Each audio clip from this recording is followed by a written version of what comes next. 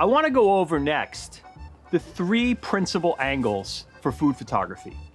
So this makes up the great majority of the shots that you see in food photography. This setup right now is set up for the angle you're probably most familiar with, which is the overhead shot. So that's basically when the camera is mounted over the table like this. From this position, you want to work backwards to where we come from this angle right here, where the camera is in this position, and we call this either a 3/4 angle or the diner's perspective. Meaning, if I was eating this food, this is the angle in which I would look at it. The third angle would be down here at table level, which then brings the background all into our frame.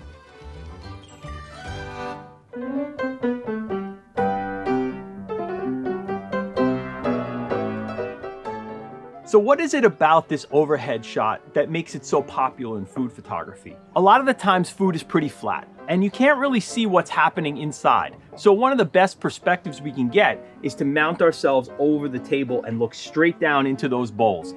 And this also gives us an opportunity to play with shapes and negative space and a lot of different sort of movement on the table to create compositions that are really pleasing to the eye. So I've created this scene of typical herbs and spices from this region. And what I want to focus on from this overhead shot is the idea that I have these beautiful circles, I have these beautiful lines in the table.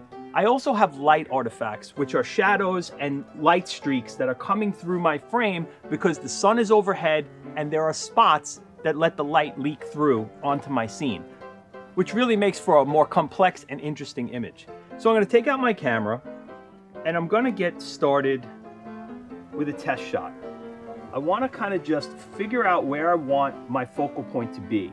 So right now I'm going to focus on the salt, and you can see the lines, I have to line them up because if I kind of end up a little bit crooked, it's kind of going to throw off the framing that I'm looking for. So those table lines are giving me a really good guideline.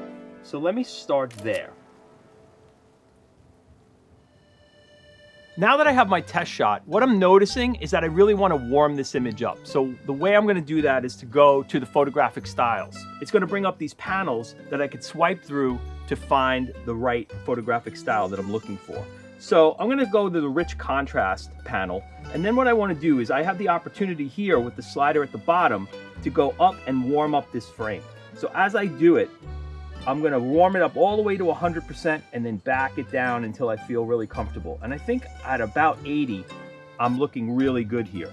I have my rich, warm reds. The greens are popping really nicely, but my whites are still clean, and I love this frame.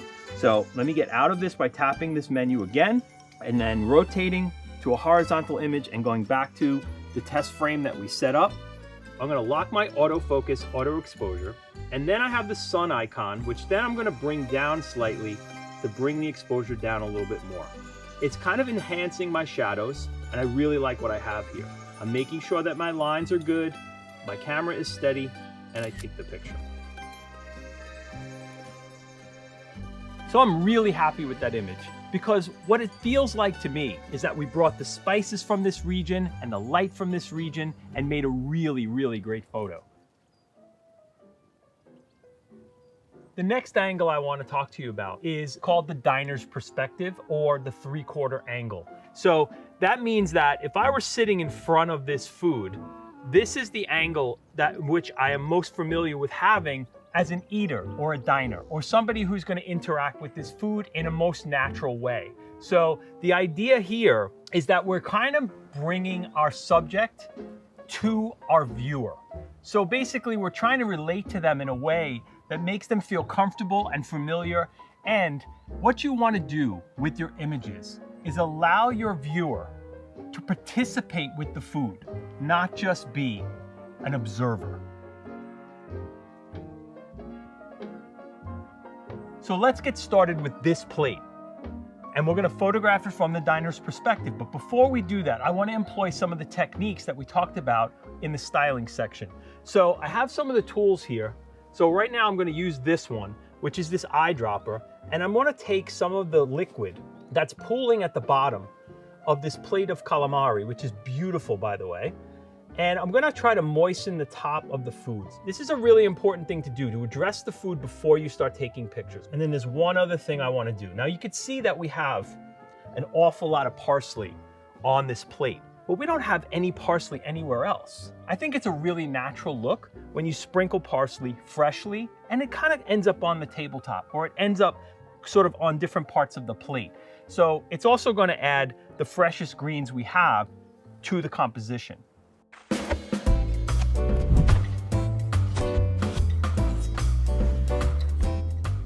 So I have some parsley here.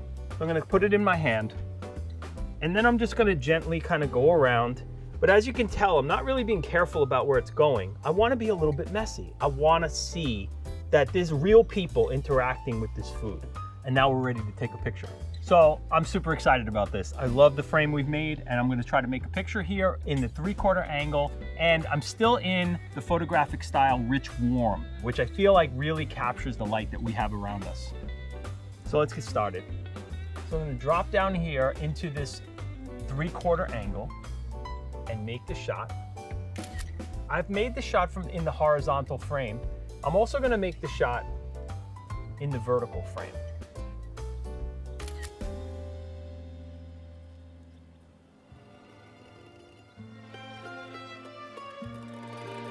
The next angle that I want to talk to you about is one that's really special for me. It is the table level angle. And this is when I'm all the way down at the bottom with the camera resting right on the table. This is an important angle because it's something that we don't always see as diners. It's an interesting and unique perspective for food.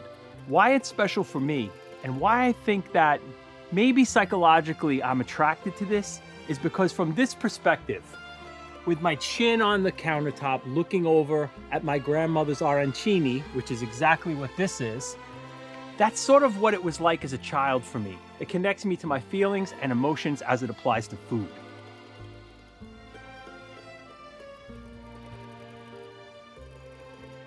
What I want to do first is address my frame. So I know that I'm going to be down here at table level, and I'm going to be picking up the entire background that's behind this table, which happens to be the landscape that goes down to the sea, which is really, really beautiful. But what I want to do first is address what's right here in front of me on the plate. So a key concept in food photography is you start with the whole before you move to the part, which means I want to cut one of those, but I'm not going to do it until I actually take the shot of the entire thing. The other thing I would love to do here is decorate this plate a little bit more. So what I've done is I crushed up some salt so that I can do a little bit of a sprinkle over the plate and break up some of this black. Now, even if it's just for decoration or if I'm going to use it while I'm eating, it actually adds visual value to what we're doing.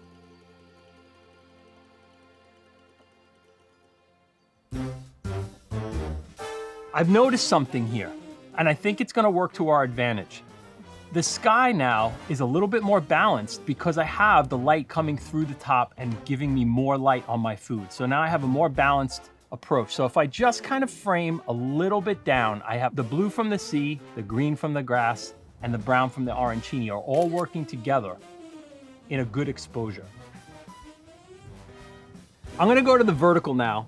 So if I adjust this slightly into the light, pull it back towards me, you can see that I'm now playing with the light that's coming through the top of my canopy, and it's giving me the opportunity to put better light on my subject. And I feel like I have just enough exposure on everything, but I have my magic white card here. So I'm going to have an opportunity to slide this in and run the camera right next to it so that maybe I can kind of give my arancini a little bit of a better chance of having a great exposure with that sky and the sea. So here I am. I feel really good about that shot. So now I feel safe enough to cut that second arancini and go for our second shot.